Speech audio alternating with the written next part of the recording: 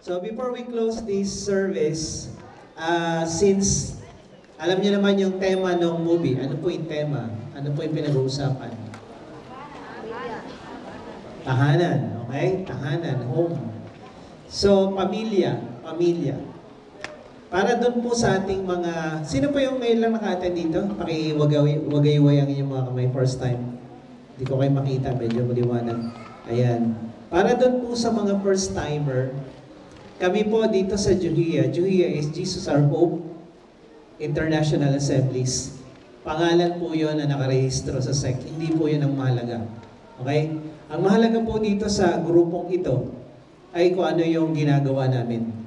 Kung ano yung tinuturo namin. Ang tinuturo po namin dito is si Jesus lang at Bible lang. Si Jesus lang ang pag-asa ng bawat tao at bawat pamilya. At Bible lang ang basihan ng katuruan na kailangan nating matutunan para yung buhay natin umayos, and later on yung pamilya natin umayos. Hindi naman perfect. Hindi tayo magiging perfect. Pero kumpara sa dati, kung ano tayo noon, kung ano yung pamilya natin noon, magiging mas bawat tao, bawat pamilya, hindi namin nilalapit sa Juhia, hindi namin nilalapit sa grupo namin, nilalapit namin sa Diyos. Dahil kung kayo lalapit sa amin, wala kaming magagawa. Wala kaming may tutulong sa inyo. Pero pag nailapit namin kayo sa Diyos, kagaya ng movie na yun, that is just an example ng maraming buhay at pamilya dito na nabago. So I want to share with you before I close in prayer, 3 things. Iklihan ko lang ito para hindi kayo mainip. Una, gusto ni Lord at ang iyong pamilya mapagpala. Sino dito ayaw ng pagpapala? Taas ang kamay. Sino gusto mapagpala?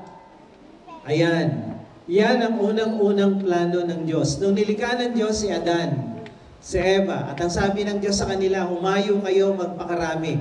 Bago yun, after na nilikha sila ng Diyos, ang sabi doon sa Biblia, sa Genesis 1, and the Lord blessed them.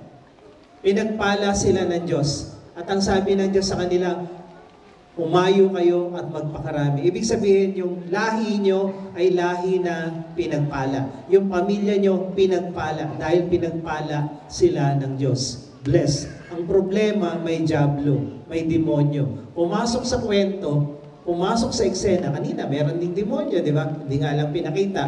Yung naglagay dito ng tatak. 666, dito pa sa leg, ano?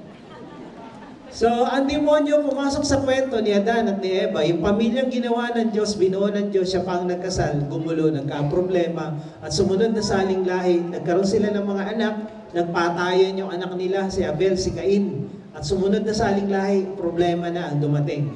Pumasok ang sakit, karamdaman, kahirapan sa buhay ng mga tao dahil sa kapalpakan ni Adan at ni Eva, pinabayaan ng demonyo, pumasok sa pamilya nila.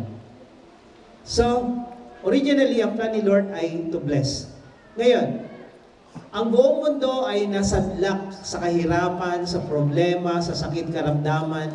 Naging mahirap ang buhay ng tao sa daigdig dahil sa ginawa ng diablo kay Adan at kay Eva. Pero ang Diyos hindi pa tapos. Ang kwento ng tao hindi pa tapos.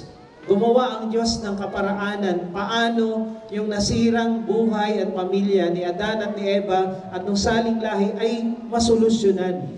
So kumuha ang Diyos ng isang tao na doon siya magsisimula ng panibagong lahi ng mga tao na pinagpala at ang pinili niya si Abraham. Kung kayo'y naka-attend ng mga Sunday school, no? Naka-attend kami, kinakanta namin yung Father Abraham has many children. Many children as Father Abraham. Si Father Abraham po, hindi po yun pare, okay?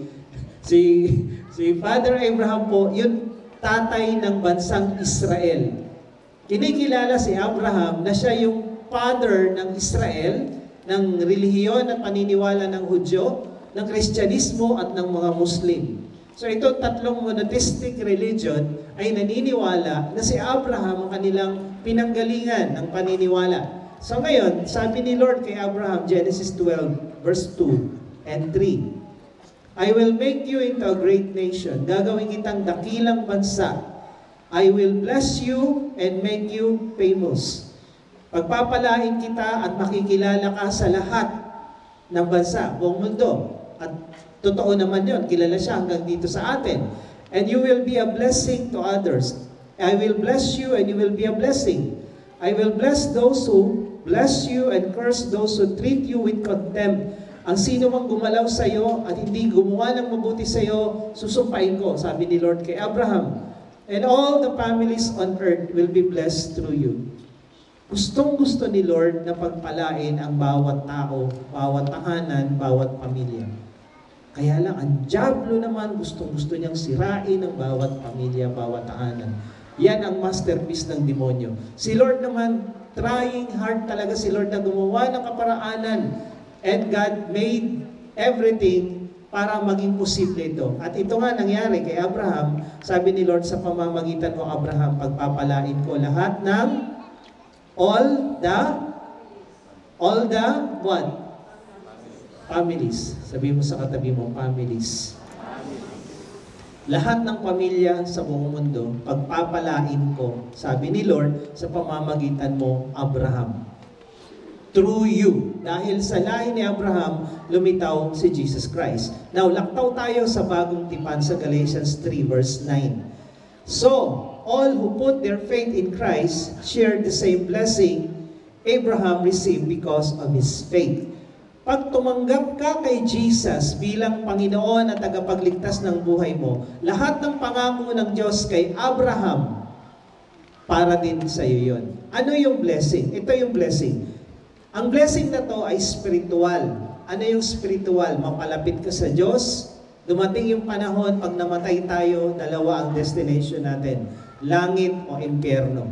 Pag ikaw na pagpalang spiritual, mamatay man tayo, wala na tayo sa lupa, sa langit tayo pupunta sa piling ng Diyos. Spiritual.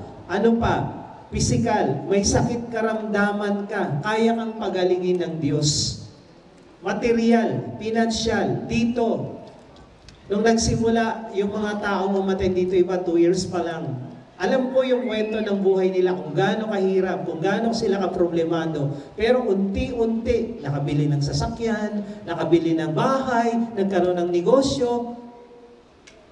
Totoo po yan. Tanungin nyo yung mga uma-attend dito. Sa simula, maraming struggle. Sa simula, maraming pagsubok. Pero yung hindi sumuko at nagpatuloy, nakita namin kung paano sila umunlad dito. Yung iba dumating dito, bangkarote. Dito lang sila umangat. Paramihan na dumadating dito, lalo noon, mga negosyanteng bangkarote, tas unti-unti umaangat yung kabuhayan nila rito. Bakit? Kasi itong pangako ng Diyos I will bless you. I will bless you financially and all forms of blessing that we needed. Lahat po ng pagpapala, gusto ni Lord mapunta sa iyo at sa pamilya mo. Sabi mo sa katabi mo, gusto ni Lord bless ka. Kaya lang, ang blessing ni Lord, ang blessing kay Abraham ni Lord, mapupunta lang sa iyo kung ikaw ay nanampalataya kay Kristo. Those who put their faith in Christ share the same blessing Abraham received because of this faith. Kung nanampalataya ka kay Jesus, yung blessing ni Lord kay Abraham, sa iyo din yan. Sabi mo sa katabi mo, nananampalataya ka ba kay Jesus? O sa relihiyon? Jesus lang tayo rito. So God wants your family, you and your family to be blessed. Pangalawa, God wants you and your family to be saved. Gusto ni Lord, ikaw maligtas, pumasok sa langit, kasama yung pamilya mo. Okay? Kaya kanina yung pinapanood nating movie, hindi pwedeng sila lang, yung anak lang, yung asawa lang, kailangan buo talaga ang pamilya. Sabi dito sa Acts 16:31, patungkol ito dun sa jailer na nagbabantay doon kay Paul habang sila yung nakakulong sa sala na wala namang basihan. And then, nawasak yung mga kadena, yung kulungan na buksan, nakalaya sila, nataranta yung bantay. At ang sabi niya, anong gagawin ko para maligtas? Sabi ni Pablo at ni Silas. They replied, believe in the Lord Jesus and you will be saved, along with everyone in your household, everyone in your family. Ang kaligtasan na gusto ni Lord ibigay sa iyo, kasama ang pamilya mo. Kaya hindi pwede si anak lang ang nagche-church, si tatay lang nagche-church, si nanay lang nagche-church, sasabihin ni tatay, kayo na, bahala na lang kayo, ipag-pray nyo na lang ako. Pagdating po ni Lord, wala pong lakaran sa langit.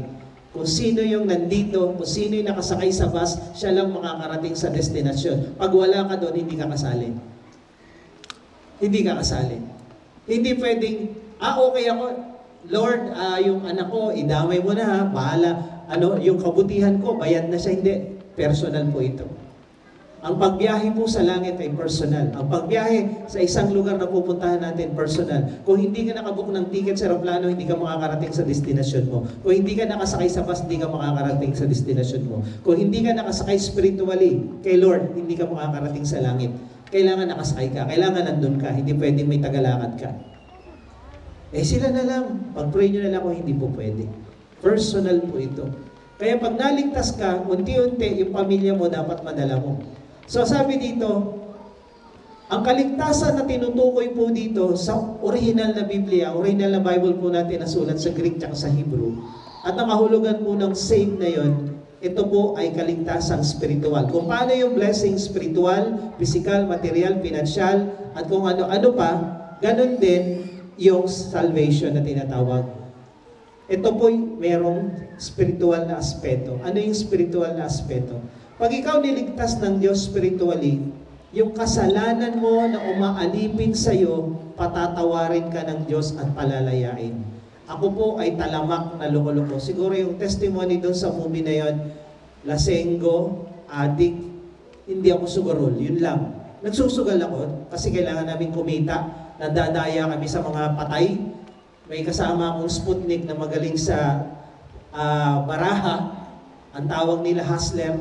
So, maglalaro siya ganun, nakapaligid kami. Pag may nakatapat na hustler yan, nalaman na nandaraya siya, riot yun, rambulan. Ilang beses dyan sa Blue Ridge banda, tumatalsik yung kabaong dahil nagkakagulo kami. Talsik yung patay sa labas. Rambulan sa patay kasi yun yung dinadayo namin. Pero ako mismo, hindi ako sugaron. Pero lahat ng bisyo na sa akin, maliban sa sugal. Nakikisama lang ako doon sa tropa kong Sputnik na yun. So ngayon, pag ikaw nakaligtas spiritually, yung kasalanan mo, pinatawad ng Diyos. Yung tali mo, yung pagkaalipin mo sa kasalanan, sa bisyo mo, puputulin ng Diyos. At yung parusa ng kasalanan sa impyerno, hindi ka na pupunta doon. Yung salitang ligtas, doon yon tinutukoy sa spiritual na yon. Lalaya ka sa kasalanan mo, ang hirap po lumaya sa bisyo. Ang pinakamahirap, drugs. Kaming mga addict noon, talagang nagkadamatay na lang yung mga tropa ko dahil hindi makalaya sa drugs. Yung iba, yosi nga lang, hindi matigil eh. Yung iba, alak, hindi matigil. So kahit ano pang pilit, hindi matigil. Pero pag ikaw lumapit sa Diyos, walang imposible sa Diyos. Una, ang bisyo magastos. Pabili na lang ng ulam, gagamitin mo pa sa kalokohan. Yung iba, hindi na talaga kayang tumigil. Hindi na kayang ihinto. Ganun kami noon. Pero nung sinurrender ko yung buhay ko kay Lord, naligtas ako, putol yung kasalanan, pati yung parusa sa kasalanan, wala na. Spiritually, physically, ang kaligtasan ay yung sakit at karamdaman na meron ka, kaya kang pagalingin ng Diyos. Lahat ng magastos na hindi maganda, galing sa demonyo, bisyo, sakit, ibis na yung perang yan, gamitin mo para sa pamilya mo na pupunta kung saan-saan. Pag ikaw naligtas physically, pwede kang makaranas ng kagalingan mula sa sakit at karamdaman. At maraming nakaranas dito niyan. Ako mismo, ang dami ko nakita na gumaling. Personally, dahil hindi lang naman ito yung church na hinawakan ko, nagtayo kami sa Aklan, sa India. So personally, may mga pinag-pray kami na may mga cancer dito sa bituka, sa atay dahil kaiinom, gumaling, pilay, nakalakad. Hindi yung napanood ko lang, naranasan ko mismo. Ako mismo yung nag-pray. So hindi dahil sa akin, kundi dahil sa kapangyarihan ni Lord. So ito'y totoo, kaya ni Lord yan gawin. Ano pa? Financially. Pag ikaw naligtas financially, nawawala ka sa kahirapan. Dito, yun nga yung mga binabanggit ko kanina, yung mga nakita nyo dyan. Dati hirap na hirap sa buhay. Ngayon, kunyari, sila Ray, Navarro family, mamaya, ano ko yan? Ngayon, tig-iisang sasakyan na sila. Yung mga nagsimula dito noon, nakita kong gaano kahirap yung kanilang pinagdaanan. Trabaho, negosyo, halos simpleng bagay, wala silang i-provide. Pero katagalan na sumusunod kay Lord, unti-unti yung kanilang buhay ay umangat. unti-unti. Hindi bigla ha. O yung sabihin, umattend na ako ng 1 buwan dyan, walang nangyari. Teka lang, magic ba to? Taon ang binilang din naman. Taon din. So, relationally. Pag ikaw naligtas relationally, lahat ng broken relationship, unti-unti naayos. Walang perfect relationship. Pero naaayos, napipreserve. Yung mga hindi kasal, nagpapakasal, yung gusto maghiwalay, gusto nang mag-ayos. Diba? Yung mga ganong sitwasyon. So, God wants you and your family to be blessed. God wants you and your family to be saved. Save what? Spiritually, physically, financially, relationally. Sabihin mo sa katabi mo, gusto ni Lord, ma-bless ka. Pangalawa, gusto ni Lord, ma-save ka. Pati pamilya mo. And lastly, God wants you and your family to serve Him. Joshua 24:15. But as for me and my family, we will serve the Lord. Tinanong ni Joshua yung mga tao doon sa nasasakupan niya. Mamili kayo sinong gusto niyong paglingkuran. Yung Diyos-Diyosan na pinanggalingan ng ating ninunong si Abraham na inalis siya ni Lord doon sa Babylonia, sa Mesopotamia, o yung kinasadlakan ng ating ninuno sa Ehipto, yung sinasamba ng mga Egyptian, ang sasambahin nyo, o yung tatlo kasing lugar yung pinuntahan nila, o itong Kanaan na sinakop natin, na sumasamba din sila kung kani-kanino, o si Yahweh ang sasambahin nyo, paglilingkuran nyo. Ang sabi ni Joshua, ako at ang aking pamilya, ang Diyos ang paglilingkuran ko si Yahweh. Na kung sa panahon natin, si Jesus. Dito sa church na to, na hindi religion ang tawag namin sa sarili namin dahil wala kami nun, ang goal po namin dito is makilala ang Diyos, makilala ang salita niya at maayos ang pamilya. Kita nyo naman kanina, bakit tayo may kids ministry? Para itong mga batang ito, bata pa lang, alam na nila ang daan patungo sa langit. Alam na nila ang daan patungo sa gustuhan ng Diyos sa kanila. Bata pa lang natuturuan na sila na ganito ang dapat asal ng anak, pagrespeto, pagsunod sa mga magulang. Kaya meron tayong kids ministry, meron tayong youth ministry. Bakit tayo may youth ministry? Anong ginagawa ng youth dito sa SYP, Sunday Youth Party? Tinuturuan po natin silang tumugtog ng mga instrument. Tinutulungan po natin silang matutong magsalita. Yung kanina, si Christine. Nung nag-Bible study ako sa Pagray, naku, namimilipit yan. Basa ka ng Bible. Ganun niya, no? Parang yung bulate nilagyan na asin. Pero ngayon, kung makatayo dito sa harapan, yung mga tumayo dyan kanina, mahihain yung mga yun, karamihan dun. So, ano nangyayari sa mga youth? Kaya minsan yung mga magulang nyo na hindi umaattend dito magtatanong, ba't ang tagal nyo dyan? Anong ginagawa nyo? Inaayos po namin buhay ng mga anak nyo para hindi sila maging problema nyo. Matagal po magayos. Matagal. Hindi po 30 minutes.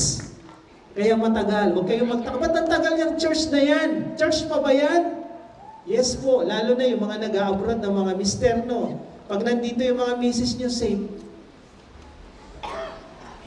Hello? Kasi tinuturuan namin maging tapat sa inyo at saka sa Diyos. Kaya matagal po yung proseso. Hindi naman namin pinapangako magiging perfecto yung mga yan. Pero ginagawa po namin ang lahat para umayos ang inyong mga anak, asawa at pamilya sa church na to. Yun po ang ginagawa namin. At ang pag-aayos po, matagal. Hindi kayo pwedeng magpaayos ng sasakyan. Hindi na nga maandar. 20 minutes na, hindi pa ayos. Hindi po, whole day po ginagawa yan minsan. 2 days pa nga. Pagbabamakin na yan, 1 linggo yan. Ang buhay po ng tao, wasak, sira, magulo. Kaya, bakit kailangan may linggo pa, may hapon pa? Inaayos po namin buhay ng tao dito. Kung yung mga kabataan na yan, hindi dadalhin sa SYP, hindi dadalhin dito, mapupunta lang po yan sa droga, mapupunta lang yan sa bisyo, mapupunta yan sa mga barkada na bad influence at magugulat ka, 15 pa lang nag-aasawa na. At pag 20 na, tanda mo na, wala ka pa kami, meron ng mga anak. Yung tatay na si Totoy, nanay si Nene.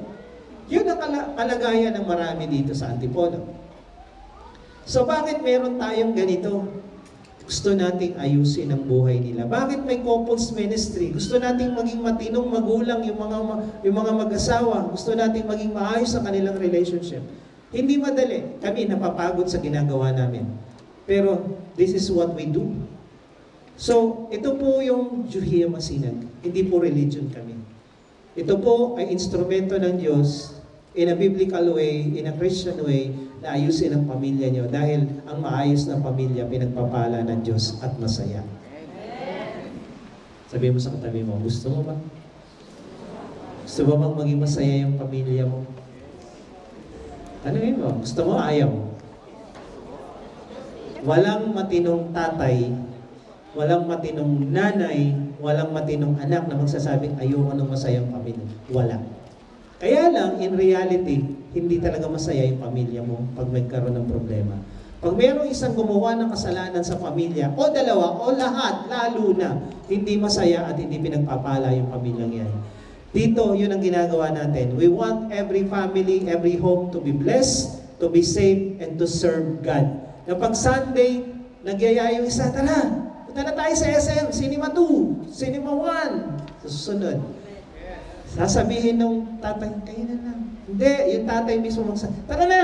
Gusto nating ma-bless, di ba? Gusto nating ma-save, di ba? Gusto nating mag-serve kay Lord. So, buong pamilya naglilingkod sa Diyos. Ang ganda tingnan. Amen? Ang ganda tingnan. So, I still have 15 minutes. Gusto ko lang ipakita sa inyo, example, ito, impronto to, hindi nila alam. Gusto kong tawagin yung Navarro family. Tayo kayo, Navarro family. Kwento lang ako konti, kasi walang makakapag-testimony, ako magte-testimony. Nagpa-Bible study ako doon sa Navarro family, dyan sa Mambugan. Si Beloy, kumakalakad eh. At daanan lang ako, nagpa-Bible study ako dito, lalagpasan lang ako niya. Kaya ganyan niya. Kaya ganyan niya, walang pakialam yan si Beloy. Akyat nga kayo dito, Beloy. Nandito ba kayo? Starita, Lisa, Ian. Kwento lang ako konti, okay lang ba? Kwento lang. Ray. Kwento lang ako konti. Ito si Ray Bulakbul to. Hindi ito nag-aaral lang matino. Panay fraternity inaasikaso nito eh. Kalaban ko fraternity niyan eh. Ito naman, nagtitinda to ng ano noon, kasi nag-aaral ng siman to, yung mga pampaswerte, yung mga palakat, yung mga pusa. Hirap na hirap tong mga to noon sa buhay. Si Risa, saan si Risa? Tawagin nyo nga, tinulungan namin yan na makapasok sa kaibigan naming doktor doon sa Ortigas, si Risa, para makatulong sa pamilyang to. So, okay lang ba sinasabi ko? Kasi this is a testimony.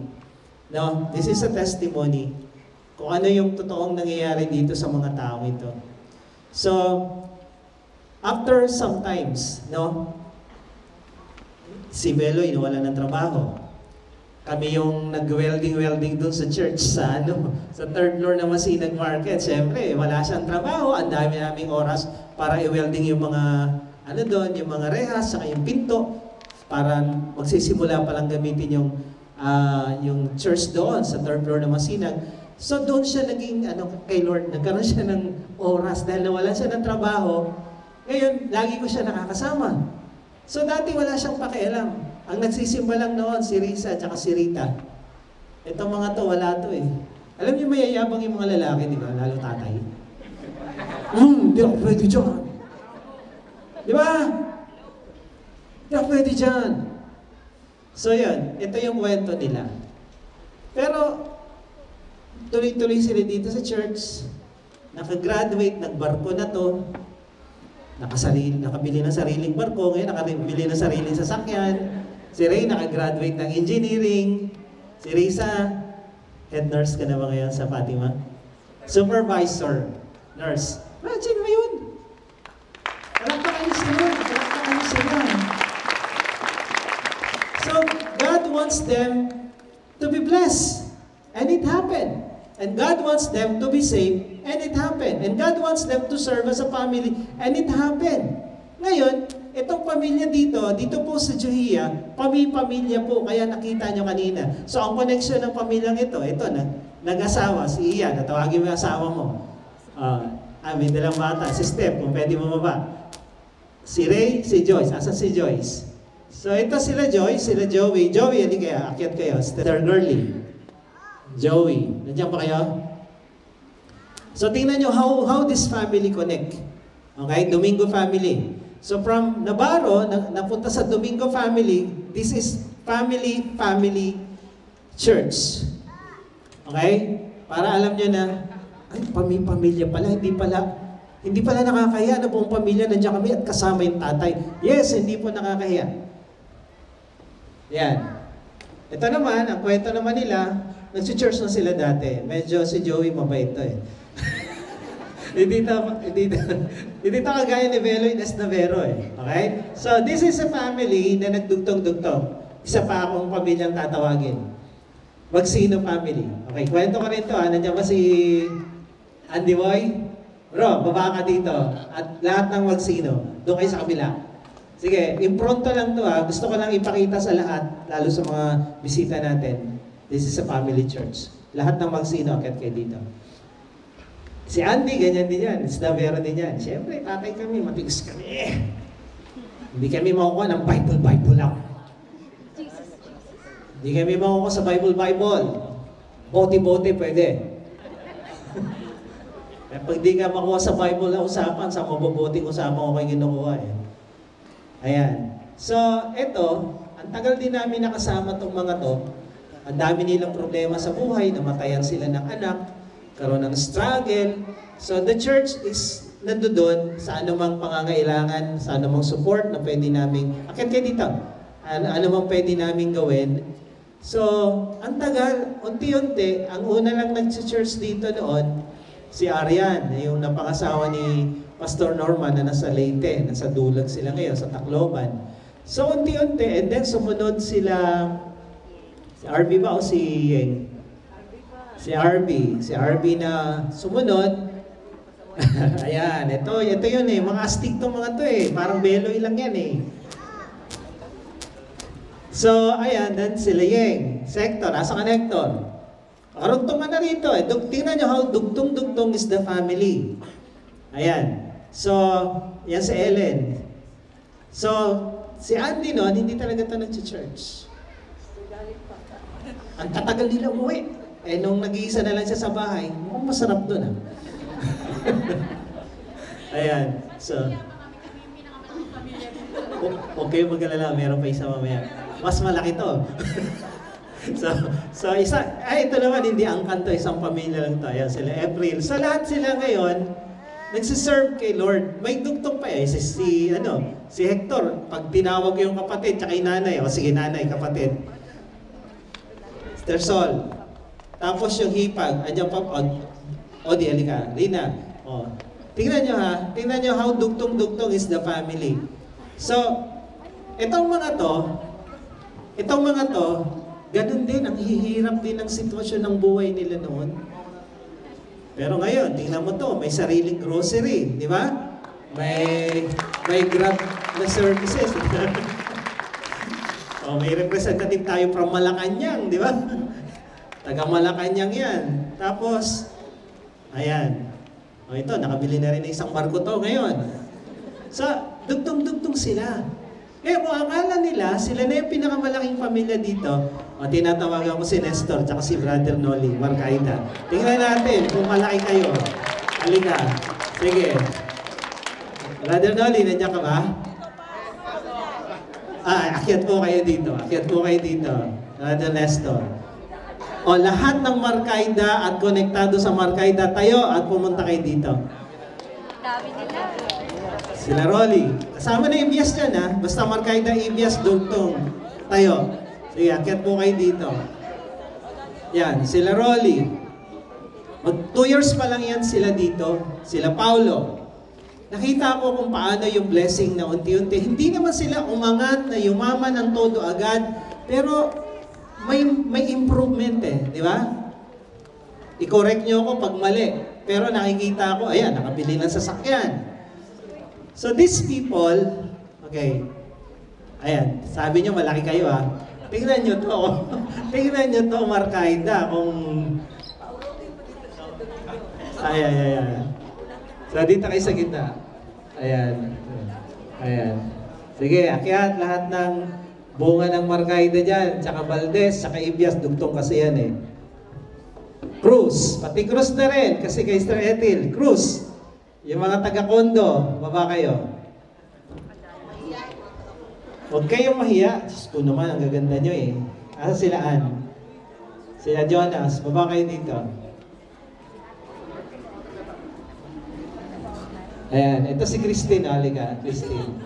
Ito yung sinasabi ko kanina, na pag pinabasa ko ng Bible, nanginginig tapos umiiyak. Pero nung nag-retreat ito, ano sabi mo? I'm free.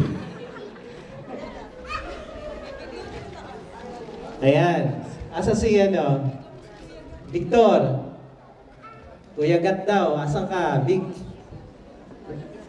Sila Rod. Sumama na rin kayo dito. So tingnan nyo ha. Ayun sila. Tingnan nyo. From one family. Kunyari, dito sa kay Ray, nagsimula kay Risa, kay Rita. Then, pumunta doon. Sa Magsino family, nagsimula kay Arian, kay RV, then the whole family na. Dito naman, sa Marcaida, nagsimula lang kay Brother Nestor. Nawala. Brother Nestor. Si Brother Nestor. And then, unti-unti, sa kanilang mga pamilya at angkan. This is how we do it. We want every home, every family umayos. Hindi tayo perfect. Walang magiging perfect hanggang nandito tayo sa lupa. Pero look at them. Pwede pala, masaya palang tingnan na ang pamilya sama-sama na sumasamba sa Diyos, naglilingkod sa Diyos. Yes? Yes? Ang ganda tingnan. Ngayon, wala na ba silang problema? Meron. Hindi ba nagkakatapuan? Nagkakatapuan. Pero ang kagandahan, pag nakay Lord ka, nagkakaroon ng madali ang solusyon yung mga pangyayari sa buhay ng pamilya natin. Amen? So sila lang yung tatlo na tinawag ko, marami pa diyang iba. So, para sa mga first-timer na nandito ngayon, para sa mga magulang, mga kapatid, kamag-anak na na-invite ng mga umaattend dito, ito ang masayang tingnan. Gayahin niyo sila. Amen? So, palakpakan po natin. Thank you, thank you. Thank you po. Thank you sa inyo. So, we will close in prayer na sana masabi natin, as for me and my house, we will serve the Lord. Lalo yung mga tatay, mga nanay, sabihin nyo sa sarili nyo at sa pamilya nyo, mula ngayon, sama-sama tayo susunod sa Panginoon. Hindi religion to, si Lord ang pinag-uusapan. Tumayo po tayong lahat. Tumayo na tayo. So I encourage you, fight for your home. Fight for your families. Ayaw na ayaw ng demonyo na may maayos na pamilya. Ayaw niya. Kaya nga, una niyang sisirain at titirahin tatay. Kaya mga tatay, hindi nakakahiyang lumapit sa Diyos. Mga tatay, hindi nakakahiya, hindi nakakabakla, hindi nakakahina ang pagsisimba. Yang mga astig na tatay na yan, nakita nyo kanina, hindi naman nakabawas ng pagkalalaki ang pagsisimba. At kung sa kalokohan rin lang at astigan lang, kilalang kilala ako sa ganyan sa kalokohan. Wala akong kalokohang tinatanggihan, wala akong laban na inatrasan. Yung pagsunod sa Diyos ay hindi nakakabakla. Ang pagsunod sa Diyos hindi nakakahina. Ang pagsunod sa Diyos ay lalong nagpapakita na ikaw lalaki ay matibay at malakas dahil inuuna mo si Lord at dinadala mo yung pamilya mo sa Kanya. Ganon din naman yung mga nanay. Yung mga nanay, hindi po kayo lilipat ng religion. Hindi, may religion ako. Teka lang po. Hindi po relihiyon ito. At kung yung anak nyo dito umaayos, huwag nyo pigilan. Kung yan nagiging masunuring bata, pati mga grado nila tumataas. Mga valedictorian, mga top 1, top 2, top 3 sila. At ito pa po, kung yung mga anak nyo umaattend dito, lalo sa SYP, pasaway, isumbong nyo sa amin. Dahil hindi namin tinotolerate dito yung mga anak na pasaway sa magulang. Tinuturuan namin yung mga anak na maging masunurin sa mga magulang nila, maging masipag sa bahay. Pag hindi yan ginawa, isumbong nyo po sa amin, kami bahala dyan. Okay po? So pray po tayo, pag-pray natin ang bawat pamilya na dirito. Let's bow our head, let's close our eyes. Lord, salamat po sa kabutihan mo sa church na to. Salamat po sa kabutihan mo for 21 years of struggle, of challenges na hinarap namin to fight for homes and families sa bawat tahanan, bawat pamilya ng iyong mga anak nandirito. Hindi kami nabigo dahil kasama ka namin. Hindi kami natalo dahil you fight for us. Lahat ng pamilya, lahat ng tao na lalapit sa iyo, hindi mo iniiwan, hindi mo pinababayaan. Makabitaw man kami sa iyo, Panginoon, kahit anong higpit ng kapit namin, makakabitaw pa rin kami. Pero ikaw, hindi mo kami binitawan. Ni minsan. Kaya Lord, I pray sa bawat tahanan, bawat pamilya na nandirito ngayon, i-bless nyo sila, Panginoon. Gawin mong matibay ang samahan ng mag-asawa, ng magulang sa anak, pagbuklurin mo, at yung pangako mong blessing, material, spiritual, financial, emotional, relational, pati yung pangako mong salvation sa lahat ng aspeto, maranasan po ng bawat pamilya, bawat tahanan. At sabi mo kay Abraham, sa pamamagitan niya, ibibless mo siya at siya'y magiging blessing sa ibang pamilya. Ganon din kami. Pag naayos mo kami, nakita yung pagbabago sa amin, gagamitin mo rin kaming blessing sa ibang pamilya. Kaya I pray, Lord, maging desisyon ng bawat isa na nandirito na buong pamilya susunod at maglilingkod sa iyo. Magsisimba, hindi lang paminsan-minsan kung may events, kundi every Sunday dahil ang pag-aayos ay matrabaho. Ang pag-aayos ng buhay ay matrabahong bagay, kaya hindi pwedeng minsan-minsan lang.